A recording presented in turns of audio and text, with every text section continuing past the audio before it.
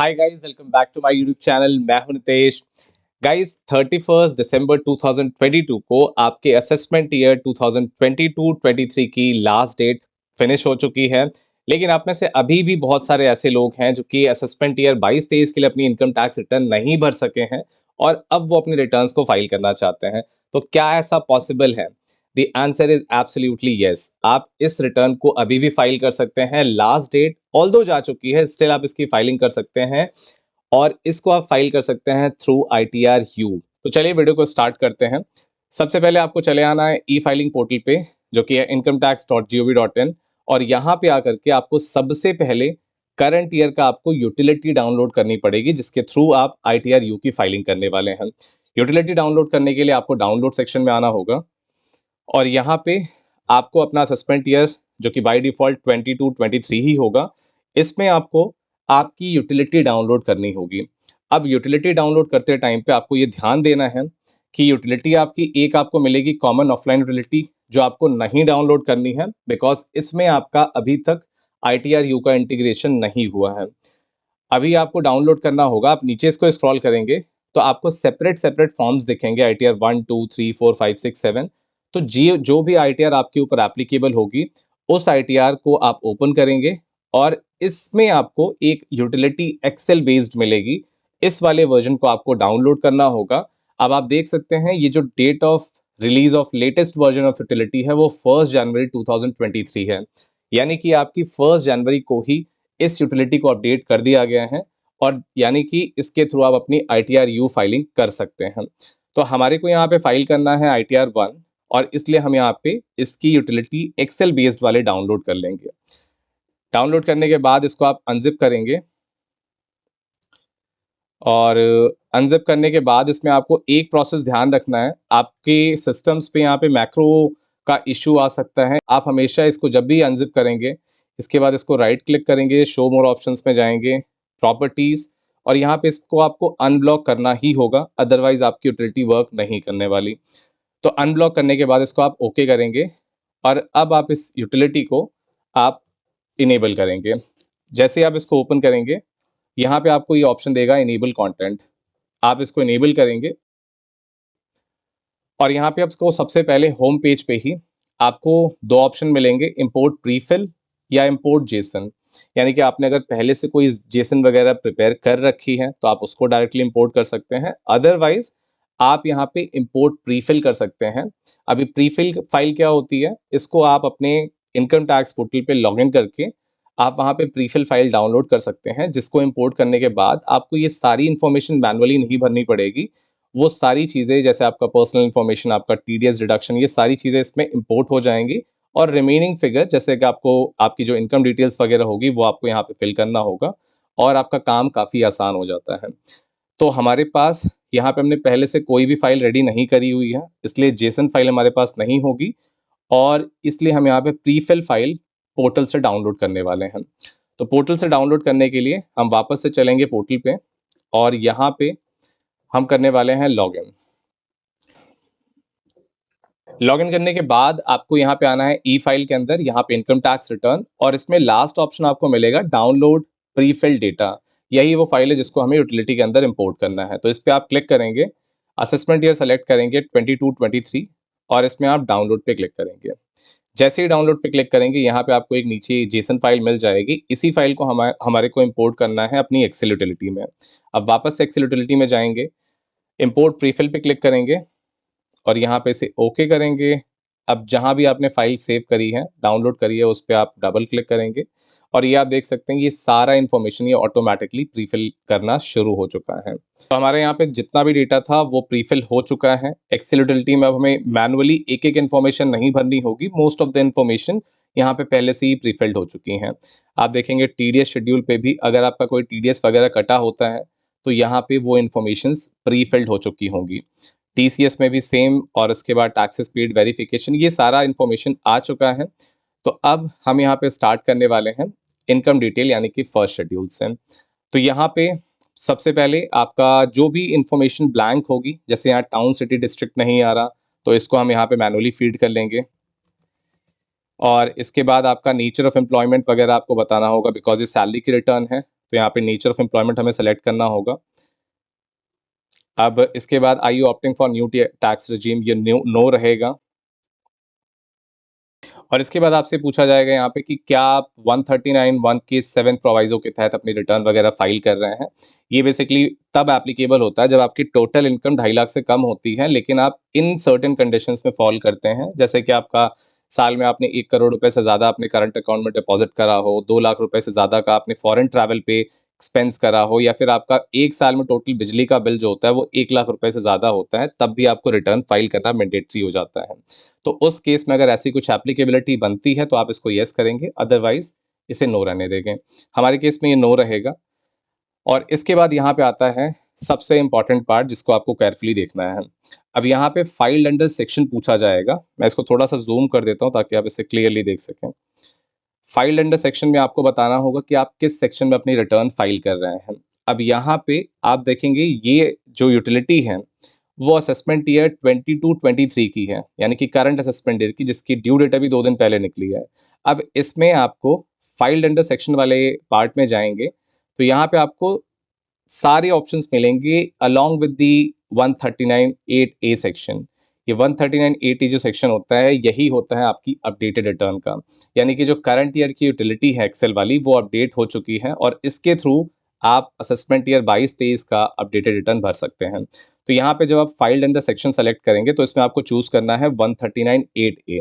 अब जैसे ही आप 139(8)(a) सेलेक्ट करेंगे, आप बॉटम में यहाँ पे देखेंगे आपके 2 नए शेड्यूल्स इनेबल हो जाएँगे, जो कि बेसिकली आईटीआर यू के लिए एप्लीकेबल होते हैं।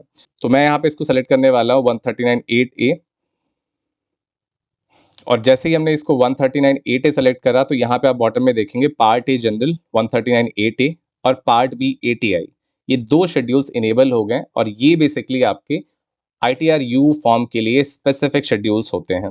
इसके अलावा यहाँ पे आप बाकी इन्फॉर्मेशन भरेंगे कि अगर आपकी रिटर्न पहले से फाइल थी और आप आईटीआर यू के थ्रू इसको अपडेट करना चाहते हैं, यानी कि अब आप रिटर्न रिवाइज तो नहीं कर सकते हैं, स्टिल अगर आपको कुछ करेक्शन करना होता है जो कि हमेशा अपवर्ड साइड में होगा, उसकी आप डिटेल्स आईटीआर यू के थ्रू आप फाइल कर सकते हैं फॉर असेसमेंट ईयर 22-23 भी। हमारी यहाँ पे पहले से कोई भी रिटर्न फाइल नहीं है, इसलिए ये सारी इन्फॉर्मेशन ब्लैंक रहेगी। अब यहाँ पे हमारी सैलरी की इन्फॉर्मेशन जो है वो हमारे फॉर्म 16 से ऑटोमेटिकली यहाँ पे प्रीफिल हो चुका है, बिकॉज हमने जैसे ही प्रीफिल फाइल इंपोर्ट करी है तो ये जो इन्फॉर्मेशन 26 ईयर्स में अपडेट थी वो सारा यहाँ पे अपडेट हो चुका है ऑटोमेटिकली। अगर आपकी सैलरी आपके 26 ईयर्स से मिसमैच पे है या फिर इसमें कोई डिफरेंस है, तो आपका जो भी आपके पास करेक्ट सैलरी का फिगर होगा जो कि आपके फॉर्म 16 में मेंशन होगा, उसको आप यहाँ पे दिखाएंगे और अकॉर्डिंगली आप अपनी फिगर अपडेट कर लेंगे। हमारे केस में हमारा यहाँ 26 ईयर्स की जो फिगर है वो प्रॉपर्ली हमारे फॉर्म 16 से मैच है, इसलिए हमें यहाँ पे कुछ भी चेंज करने की ज़रूरत नहीं है। अब इसके अलावा अगर आपका कुछ आपके ऊपर एग्जेम्पशंस वगैरह एप्लीकेबल होती हैं सेक्शन 10 वाली, तो यहाँ पे आप सेलेक्ट करेंगे अपने एग्जेम्पशंस को और अकॉर्डिंगली आप एग्जेम्पशंस क्लेम करेंगे। हमारे केस में यहाँ पे कोई भी एग्जेम्पशन एप्लीकेबल नहीं होने वाली, तो इसको हम एज इट इज़ ब्लैंक छोड़ देंगे। इसके बाद यहाँ पे आपका आता है हाउस प्रॉपर्टी वगैरह की इनकम। अगर आपका कुछ हाउस प्रॉपर्टी का रेंटल इनकम भी आ रहा है तो उसकी डिटेल्स आप देंगे। हमारे केस में ऐसा कुछ नहीं है, इसलिए इसको हम ब्लैंक छोड़ देंगे। और यहाँ पे नीचे आता है आपका अदर सोर्सेज की इनकम। अब अदर सोर्सेज में यहाँ पे इनको एक 10 रुपए का छोटा सा कमीशन इनकम आ रहा है, जो कि प्री फिल्ड हो गया है आपकी जेसन फाइल से ही। तो यहाँ पे बाय डिफॉल्ट ये एनी अदर सेलेक्टेड है, डिस्क्रिप्शन में हम लिख देंगे अदर इनकम। और सिमिलरली इनको एक और एडिशनल कमीशन इनकम आ रही है 15,000 रुपीज़ की, जिसको हम यहाँ पे वापस से अदर इनकम में दिखाएंगे और इसके लिए लास्ट वाला ऑप्शन चूज करेंगे एनी अदर, और इसके बाद हम आगे प्रोसीड करेंगे। तो यहाँ पे हमने अपनी इनकम डिटेल्स वगैरह अपडेट कर ली हैं। इसके बाद यहाँ पे इनका जितना भी पीएफ अमाउंट कटा हुआ था इनकी सैलरी पे, वो इनकी प्रीफिल फाइल से डायरेक्टली इंपोर्ट हो चुका है और जो कि बिल्कुल करेक्ट फिगर है 28,000 रुपीज़ का। तो ये इसको हम चेंज नहीं करने वाले। आपके केस में अगर आपका कुछ भी डिडक्शंस एडिशनल होता है, एटीसी अगर आपका आपने ज़्यादा इन्वेस्टमेंट करा हुआ है या फिर इनमें से अदर सेक्शंस में लाइक 80D, 80DD, इनमें से किसी भी सेक्शन में आपका अगर रिडक्शन होता है, तो आप उसको अपडेट कर लेंगे अकॉर्डिंगली। हमारे केस में यहाँ पे कोई भी चेंजेस नहीं है, इसलिए इसको हम टोटली छोड़ देंगे। और इसके बाद अगर आपका कुछ एग्जेम्प्ट इनकम वगैरह होता है जिसको आप रिपोर्टिंग पर्पस के लिए दिखाना चाहते हैं रिटर्न में, जैसे एग्रीकल्चर इनकम वगैरह कुछ होता है, तो उसको आप यहाँ पे दिखा सकते हैं। और यहाँ पे हमने यहाँ पे पहले शेड्यूल में सारी इन्फॉर्मेशन अकॉर्डिंगली फीड कर ली है। तो अब हम चलेंगे नेक्स्ट शेड्यूल की तरफ, जो कि है पार्ट ए जनरल 13980। अब बेसिकली ये ITRU का ये ही फॉर्म होता है जिसमें हमारे को मेंशन करना होता है कि हमारे ऊपर क्या ITRU एप्लीकेबल होगी और इस पे हमारा कितना डिले हुआ है, क्यों फाइल हम कर रहे हैं ITRU। तो इस फॉर्म को आप केयरफुली देखेंगे। अब यहाँ पे आपसे सबसे पहला क्वेश्चन तो आपका आधार का डिटेल पूछा जाता है। अगर आपका आधार वगैरह बन रखा हो तो आप उसका आधार नंबर डालेंगे, ऑल्दो ये इन्फॉर्मेशन मैंडेटरी नहीं है। अब इसके बाद A5 पे पूछा जाता है whether return previously filed for this assessment year, यानी कि असेसमेंट ईयर 22-23 के लिए अगर आपने पहले से एक रिटर्न डाल रखी है जिसको आप अपडेट करना चाहते हैं, तो आप यहाँ पे इसको येस कर सकते हैं। हमारे केस में रिटर्न पहले से फाइल नहीं है, इसलिए हम यहाँ पे नो करेंगे और नो करते ही यहाँ पे बाकी इन्फॉर्मेशन जैसे कि ओरिजिनल रिटर्न की डेट वगैरह ये सारा कुछ डिसेबल हो जाएगा। इसके बाद नेक्स्ट क्वेश्चन आता है, are you eligible for filing an updated return. अब इसमें आपको चूज करना होगा येस। ऑब्वियसली हमारी ड्यू डेट निकल चुकी है, इसलिए हम यहाँ पे ITRU में रिटर्न फाइल करने के लिए एलिजिबल है, तो इसको हम येस पे सेलेक्ट करेंगे। अब येस पे सेलेक्ट करते ही आपको यहाँ पे A10 वाले कॉलम में बताना है कि reason for updating your income, यानी कि आप अपनी ITRU क्यों फाइल करना चाहते हैं। अब इसका जो रीज़न है वो हमारा हमारा रीज़न होने वाला है रिटर्न प्रीवियसली नॉट फाइल्ड।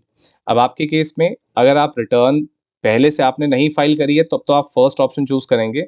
लेकिन अगर इसके अलावा आपका कोई और केस है, लाइक आपने पहले रिटर्न फाइल करी थी जिसमें कुछ इन्फॉर्मेशन दिखाना छूट गया था, या फिर wrong heads of income choose कर लिया था, या इनमें से और कोई भी ऑप्शन जो आपके ऊपर एप्लीकेबल हो, आप अकॉर्डिंगली चूज़ कर सकते हैं। लेकिन अगर आपकी रिटर्न पहले फाइल नहीं हुई थी और आप फर्स्ट टाइम ITRU के थ्रू फाइलिंग करेंगे, तो आपको हमेशा फर्स्ट ऑप्शन चूज़ करना है। तो रिटर्न प्रीवियसली नॉट फाइल्ड आप चूज़ कर लेंगे और इसके बाद A11 में पूछा जा रहा है, are you filing this updated return during the period. अब इसमें आपको बताना होता है कि आपकी रिटर्न जो होती है वो कितनी लेट हो रही है। यानी कि ये इसमें आपको 2 ऑप्शन मिलेंगे कि आप end of the relevant assessment year से 12 महीने के बीच में रिटर्न अपनी फाइल कर रहे हैं, या फिर 24 मंथ, यानी कि आपको लास्ट जो असेसमेंट ईयर बीता है उससे 12 से 24 महीने के बीच में आप रिटर्न फाइल कर रहे हैं। अब इसके बेसिस पे ही आपका जो पेनल्टी का अमाउंट होता है वो डिसाइड किया जाता है। अगर आपकी end of the relevant assessment year से आप 12 महीने के बीच में, यानी कि 1 साल के अंदर-अंदर अपनी रिटर्न फाइल करते हैं, तो आपको ऊपर 25% की पेनल्टी लगती है। और अगर आप 1 साल से 2 साल के बीच में, यानी कि आपको 1 साल से ज़्यादा हो चुका है लेकिन 2 साल तक आपको डिले हुआ है, तो उस केस में आपके ऊपर 50% की पेनल्टी लगती है। तो हमारे केस में क्योंकि ये रिटर्न करंट ईयर की है, तो इसके लिए यहाँ पे अप टू 12 मंथ्स, यानी कि फर्स्ट वाला ऑप्शन हम चूज़ करेंगे और इसके बाद इस पेज पे हमारा काम हो गया है फिनिश। तो यहाँ पे इसको हम वैलिडेट कर देंगे और नेक्स्ट शीट की तरफ चलेंगे। नेक्स्ट शीट है आपका TDS का। अब TDS में इन्फॉर्मेशन, यहाँ पे मोस्ट ऑफ द इन्फॉर्मेशन जो है वो अपडेटेड हो रखी हैं। अगर आपका कुछ एडिशनल TDS है जो कि आपके 26 AS में नहीं आ रहा था और यहाँ पे इम्पोर्ट नहीं हुआ है, तो आप उसको मैनुअली फीड कर लेंगे। हमारे केस में यहाँ पे कोई भी ऐसा इन्फॉर्मेशन नहीं है, सिर्फ एक TDS का एक छोटा-सा अमाउंट है ₹20 का, तो जो कि ऑलरेडी इम्पोर्ट हो चुका है। अब इसमें ईयर ऑफ टैक्स डिडक्शन, ये हमारे को सेलेक्ट करना है 2021, और इसके अलावा हमारा कोई भी TDS अमाउंट नहीं है, तो इसको हम वैलिडेट करेंगे और नेक्स्ट शीट की तरफ चलेंगे। नेक्स्ट शीट है TCS का। TCS अमाउंट हमारा कुछ भी नहीं है, तो इसको हम ब्लैंक छोड़ देंगे। नेक्स्ट शीट होगा टैक्सेस पेड एंड वेरिफिकेशन का। अब इस शीट पे बेसिकली जब आप सारी इनकम डिटेल्स वगैरह भर लेते हैं, तो जब आप कैलकुलेट टैक्स पे क्लिक करेंगे, तो यहाँ पे आपका अगर कुछ टैक्स लायबिलिटी बन के आ रहा होगा, तो ये चीज़ें प्री-फिल्ड हो जाती हैं। तो यहाँ पे हमें मैनुअली कुछ नहीं करना, आपको सिर्फ वेरिफिकेशन पेज पे आपका कुछ इन्फॉर्मेशन रहता है, तो वो सारा कुछ आप भर लेंगे। यहाँ भी आपका जो नाम, फादर नेम, आपका पैन, ये सब कुछ अपडेट है, सिर्फ यहाँ पे प्लेस वाला कॉलम खाली है, तो यहाँ पे आप प्लेस जो होगा अपना मैनुअली फीड कर लेंगे। और इसके अलावा इस पेज पे हमें कुछ नहीं करना। अब हम चलेंगे नेक्स्ट सबसे इम्पोर्टेंट शीट की तरफ, जो कि है पार्ट बी ATI। अब इस शीट पे क्या होता है कि आपका जितना भी ITRU में हमने अभी तक इन्फॉर्मेशन भरी है, उसके बेसिस पे हम इस ITRU का जो टैक्स कैलकुलेशन है, ITRU का जो चालान डिटेल्स है, वो सारा कुछ हमें इसी पार्ट बी ATI में डालना होता है। यानी कि सबसे पहले आपको देखिए पार्ट बी ATI के ए वाले कॉलम में बताना होता है heads of income under which additional income is being returned as per updated return, यानी कि आप किस हेड में अपनी इनकम दिखा रहे हैं थ्रू ITRU, इसका यहाँ पे आपको सेग्रीगेशन देना होता है। तो सैलरी की जितनी इनकम होगी आप ए वाले कॉलम में दिखाएंगे, हाउस प्रॉपर्टी वाला बी में, और अदर सोर्सेज का यहाँ पे ई कॉलम में आप एंटर करेंगे टोटल वैल्यू। और इसके बाद यहाँ पे आपकी जो टोटल कैलकुलेशन होगी वो ऑटोमेटिकली आ जाएगी। अब यहाँ पे वापस से हमें जाना पड़ेगा इनकम डिटेल्स पे, और यहाँ से हम देख सकते हैं कि हमारी सैलरी की जो नेट टैक्सेबल इनकम है वो कितनी आ रही है।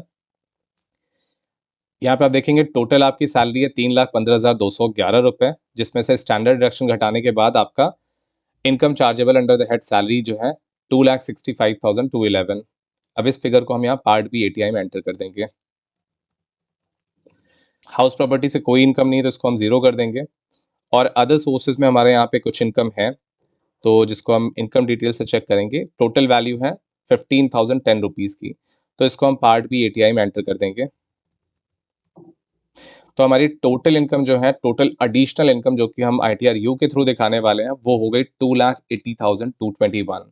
अब इसमें से हमारा डिडक्शन की जो वैल्यू है, जो कि है 28,052 रुपीज़ का, वो रिड्यूस करने के बाद आपकी नेट फिगर यही वाली आएगी 2,52,170 रुपए। तो इस तरीके से हम यहाँ पे आपके एडिशनल इनकम की डिटेल्स यहाँ पे दे देंगे। अब इसके बाद यहाँ पे हम कैलकुलेट टैक्स पे क्लिक करेंगे, जो कि इनकम डिटेल्स पे आपको मिलेगा, ताकि हमारा जो पार्ट बी एटीआई का ये जो नीचे की फिगर्स हैं, टैक्स अमाउंट, ये सारा कुछ प्री-फिल्ड हो जाए, जिसके बाद हम यहाँ पे चालान की डिटेल एंटर करने वाले हैं। तो इनकम डिटेल्स पे वापस से जाएंगे और कैलकुलेट टैक्स बटन पे क्लिक करेंगे। अब इसके बाद अगर आपकी रिटर्न में कुछ भी एरर होगा तो उसको वो पहले करेक्ट करने के लिए बताएगा। हमारे शीट डी में हमें यहाँ पे सेलेक्ट करना होता है, अगर हमारी कुछ 80D की डिडक्शन होती है तो उसकी डिटेल हमें यहाँ देनी होती है। हमारे केस में 80D की कोई डिडक्शन नहीं है, तो not claiming for self family select करेंगे, और सिमिलरली पेरेंट्स के लिए भी यहाँ पे not claiming for parents select करेंगे। इसके अलावा ATG में हमारे को कोई डिटेल्स नहीं देनी है, GGA में कोई डिडक्शन या डिटेल्स वगैरह नहीं होंगी। वापस से जाएंगे इनकम डिटेल में, फिर से क्लिक करेंगे कैलकुलेट टैक्स पे। अब यहाँ पे हमारा जो टैक्स अमाउंट होगा वो आप नीचे स्क्रॉल करके इसे देखेंगे तो टैक्स कैलकुलेशन यहाँ पे हमारा सक्सेसफुली हो चुका है, और टोटल हमारा जो टैक्स का अमाउंट है वो 108 रुपीज़ का आ रहा है, जो कि रिबेट में कवर हो जाएगा। लेकिन यहाँ पे 234F की पेनल्टी लगेगी, यानी कि लेट फीस यहाँ पे अप्लाई होने वाली है 234F की 1,000 रुपीज़ की, और जिसकी डिटेल्स आपको पार्ट बी एटीआई में भी आप देखेंगे तो यहाँ पे सारी इन्फॉर्मेशन फिल हो चुकी है। अब ये 1,000 रुपए का जो पेमेंट होगा, अब हमें इस 1,000 रुपए का टैक्स का पेमेंट करना पड़ेगा, और इस पेमेंट की डिटेल हमारे को ये 140B वाले कॉलम में डालनी होगी। तो सबसे पहले आप चलते हैं, इस 1,000 रुपए का पेमेंट करने कैसे करेंगे ये आपको मैं दिखाने वाला हूँ। पेमेंट करने के लिए वापस से हम जाएंगे ई फाइलिंग पोर्टल पे, जहाँ पे हम 1,000 रुपए का चालान का पेमेंट करेंगे, और उसके बाद उसकी डिटेल्स हम 140B कॉलम में यहाँ पे इंसर्ट करने वाले हैं। तो वापस से मैं आपको लेके चलता हूँ पोर्टल की तरफ, और चालान का पेमेंट करने के लिए आपको चले आना है ई फाइलिंग के सेक्शन में। यहाँ पे आपको दिखेगा ई पे टैक्स का ऑप्शन। ई पे टैक्स पे आप क्लिक करेंगे, और यहाँ पे आपको यहाँ पे न्यू पेमेंट के ऑप्शन पे क्लिक करना है। न्यू पेमेंट पे क्लिक करने के बाद आपको चूज करना है इनकम टैक्स का कॉलम। यहाँ पे प्रोसीड पे आप क्लिक करेंगे, और असेसमेंट ईयर आपको दिखाना है। असेसमेंट ईयर होगा आपका 20 to 23। असेसमेंट ईयर आप केयरफुली चूज करेंगे, इसमें अगर कोई गलती हो जाती है तो आपका पेमेंट दूसरे किसी ईयर में चला जाएगा, जिसके बाद आप उसका यूज नहीं कर पाएंगे। तो आप इसको केयरफुली चूज करेंगे। अभी के लिए हम पेमेंट करने वाले हैं current assessment year, which is 20 to 23। इसके बाद टाइप ऑफ पेमेंट जो होगा वो सेल्फ असेसमेंट टैक्स होगा, यानी कि 300, और इसके बाद इसे कंटिन्यू करेंगे। अब यहाँ पे आपको टैक्स अमाउंट का बाइफरकेशन देना होता है कि आप किस कॉलम में, यानी कि टैक्स, सरचार्ज, सेस, किस पार्ट के लिए आप पेमेंट करने वाले हैं। तो हमारे केस में जो लेट फीस का पेमेंट होने वाला है वो 234F का है, तो लेट फीस की डिटेल आप अदर्स में डालते हैं। तो अदर्स में आप 1,000 रुपीज़ एंटर कर देंगे, और इसके बाद इसे कंटिन्यू करेंगे। अब यहाँ पे आपको वेरियस मोड्स ऑफ पेमेंट्स दिखाए जाएंगे: नेट बैंकिंग, डेबिट कार्ड, पे at bank counter, RTGS, NEFT और पेमेंट गेटवे। अब अगर आपका नेट बैंकिंग इन बैंक्स में से किसी भी बैंक में है तो आप डायरेक्टली उसको सेलेक्ट करके आप प्रोसीड कर सकते हैं। अदरवाइज आपका अगर इनमें से ये जितने बैंक्स यहाँ पे दिखाए गए हैं, इन बैंक्स में से आपका कोई भी बैंक नहीं है, फिर भी आप नेट बैंकिंग के थ्रू पेमेंट करना चाहते हैं, तो आप पेमेंट गेटवे का ऑप्शन चूज करेंगे। इसके अलावा आप डेबिट कार्ड से भी पेमेंट कर सकते हैं, और पेड बैंक काउंटर यानी कि फिजिकल कॉपी चालान के निकाल के आप बैंक में जा करके आप इसका पेमेंट कर सकते हैं, या फिर RTGS, NEFT। तो जो आपको मोड एप्लीकेबल लगे, जो आपके लिए कन्वीनियंट हो, अकॉर्डिंगली आप उस मोड ऑफ पेमेंट के थ्रू आप पे करने वाले हैं। हम यहाँ पे पे करेंगे इसका यूपीआई के थ्रू। अब यूपीआई का थ्रू किस तरीके से पेमेंट कर सकते हैं, उसके लिए आपको जाना होगा पेमेंट गेटवे में, और यहाँ पे आपको 3 में से कोई भी पेमेंट गेटवे आपको सेलेक्ट करना होता है। अब इस बात का आप ध्यान रखेंगे कि यहाँ पे ये जो 3 बैंक्स आपको दिख रहे हैं, इसका ये मतलब नहीं बनता कि आपका इन 3 में से किसी बैंक में अकाउंट होना चाहिए, तभी आप इनके पेमेंट गेटवेज़ यूज़ कर सकते हैं। आप में से कई सारे लोगों को ये डाउट होता है कि मेरा बैंक तो यहाँ केनरा बैंक में नहीं है, फेडरल बैंक में नहीं है, लेकिन हम क्या इनका पेमेंट गेटवे कैसे यूज़ कर सकते हैं फिर? ये बेसिकली आपके पेमेंट गेटवेज़ होते हैं, जो आपके बैंक और इनकम टैक्स डिपार्टमेंट के बीच में एक ब्रिज का काम करते हैं।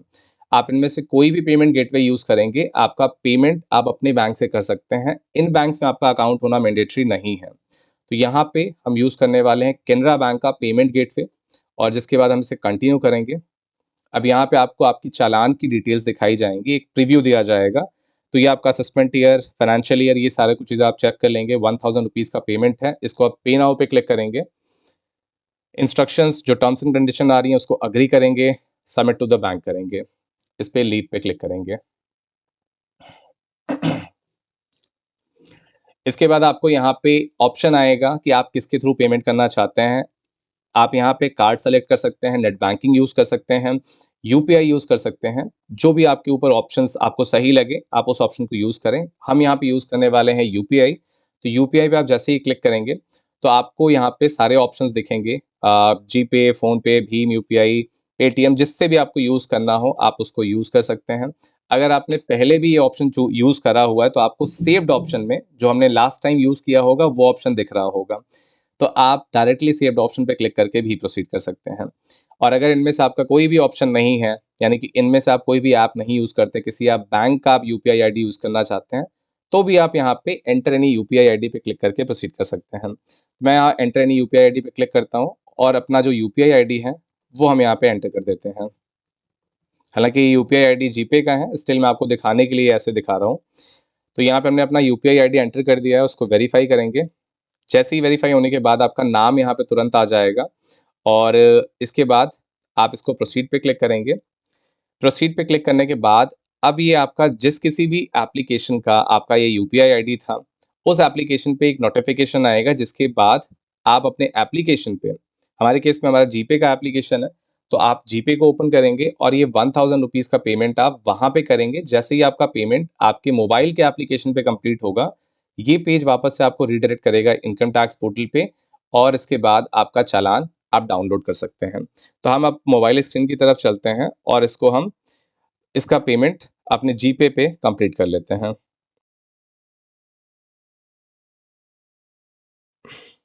तो यहाँ हमारा मोबाइल पे पेमेंट कंप्लीट होते ही आप देख सकते हैं, हमें वापस रीडायरेक्ट कर दिया गया इनकम टैक्स पोर्टल की तरफ, और यहाँ पे आपको मैसेज आ गया, चालान पेमेंट इज सक्सेसफुल, यानी कि हमारा चालान का पेमेंट सक्सेसफुली कंप्लीट हो चुका है। और यहाँ पे आपको डाउनलोड का बटन दिखेगा, इस पे आप जैसे ही क्लिक करेंगे, तो आप अपने चालान को डाउनलोड भी कर सकते हैं। चालान डाउनलोड करने के बाद इसको आप देखेंगे, तो ये है आपका वो चालान जिसके थ्रू आपको जिसकी डिटेल्स आपको अपने एक्सेल यूटिलिटी में डालनी है, जिसके बाद हम अपनी जेसन फाइल जनरेट करके उसको हम अपलोड कर सकेंगे। तो यहाँ पे आपको आप देख सकते हैं बीएसआर कोड, चालान नंबर और डेट ऑफ पेमेंट वगैरह सब कुछ आ रहा है। अब इसकी डिटेल हमारे को वापस से डालनी है अपने एक्सेल यूटिलिटी में, जिसके बाद हम अपनी जेसन फाइल जनरेट कर सकेंगे। तो वापस से चलते हैं एक्सेल यूटिलिटी की तरफ, और आप एक बात ध्यान रखेंगे कि जो आपकी जितना भी आप पेमेंट आईटीआर यू के लिए करते हैं, उसकी डिटेल हमेशा आपको सेक्शन 140 बी वाले कॉलम में डालनी होती है। एक सिमिलर चालान का डिटेल आपको यहाँ पे देखने को मिलेगा, देख सकते हैं ये टीडीएस वाले कॉलम में भी आपको पूछा जाता है। यहाँ पे अब आपको सेल्फ असेसमेंट टैक्स वगैरह डालने के लिए यहाँ पे बॉटम में आपको ऑप्शन मिलता है। लेकिन ये जो पेमेंट होता है, ये आपने कोई एडवांस टैक्स पे किया होता है, या फिर आपने नॉर्मल टैक्स पेमेंट किया होता है। मतलब आप 31 दिसंबर के पहले आपने कुछ पेमेंट किया होता, तो उसकी डिटेल यहाँ डलती है।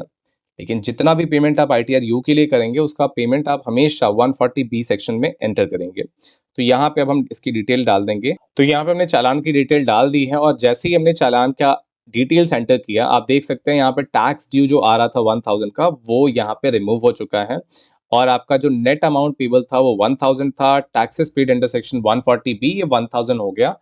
टैक्स ड्यू अमाउंट 0 है, और ये हमेशा 0 होना चाहिए, उसके बाद ही आप अपनी जेसन फाइल जनरेट कर सकते हैं। तो इसके बाद अब यहाँ पे हमारी सारी डिटेल्स फिल हो चुकी हैं, हर एक शेड्यूल को हमने प्रॉपर्ली चेक कर लिया है। तो वापस से जाएँगे हम इनकम डिटेल्स वाले टैब पे।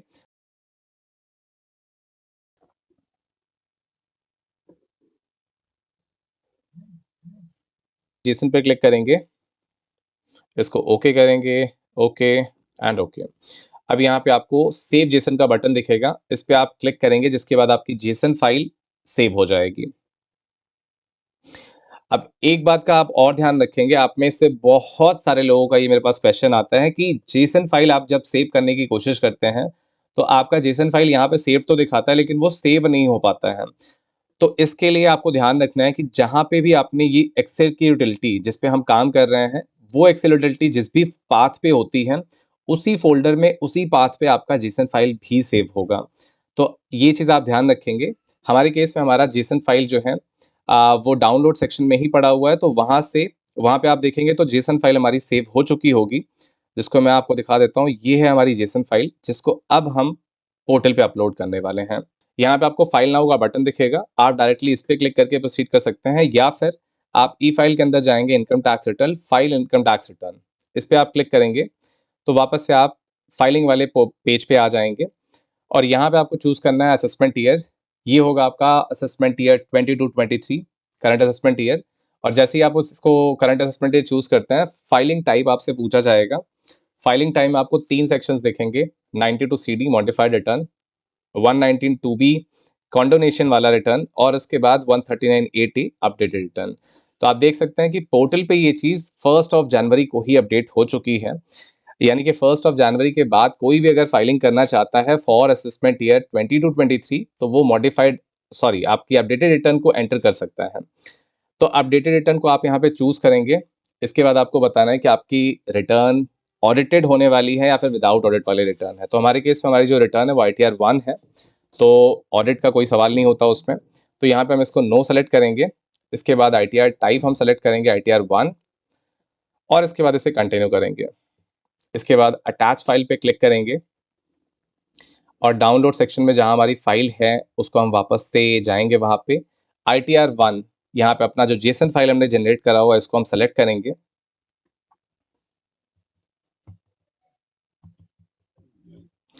सो यहाँ पे गाइज आप देख सकते हैं कि वैलिडेशन हमारा सक्सेसफुल हो चुका है और ये जो रिटर्न है वो असेसमेंट ईयर 22-23 के लिए 139.8 यानी कि अपडेटेड रिटर्न है। तो ये रिटर्न हमारी सक्सेसफुली वैलिडेट हो चुकी है, यानी हमारे रिटर्न में किसी भी तरीके का कोई भी एरर नहीं है। अब इसके बाद हम यहाँ पे चलेंगे, प्रोसीड टू वेरिफिकेशन पे क्लिक करेंगे। अब प्रोसीड टू वेरिफिकेशन पे क्लिक करने के बाद हमारे को यहाँ पे अपना आधार OTP वगैरह के थ्रू इसको हम रिटर्न को वेरीफाई कर लेंगे।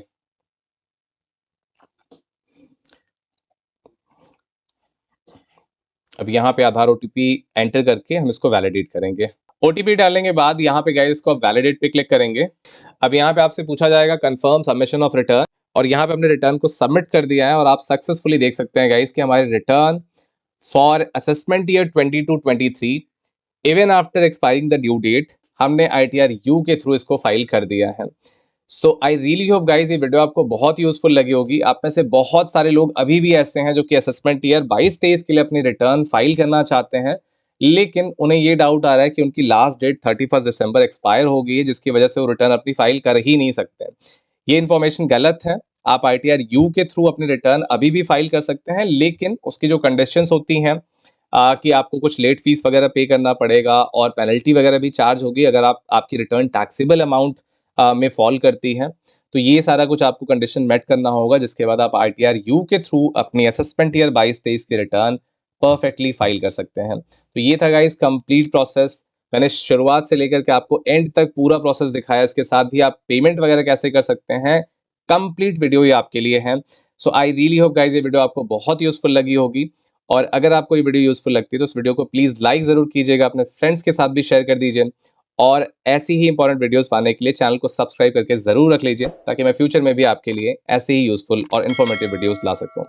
चलिए गाइज, मैं आपसे मिलता हूं नेक्स्ट वीडियो में। Thank you very much.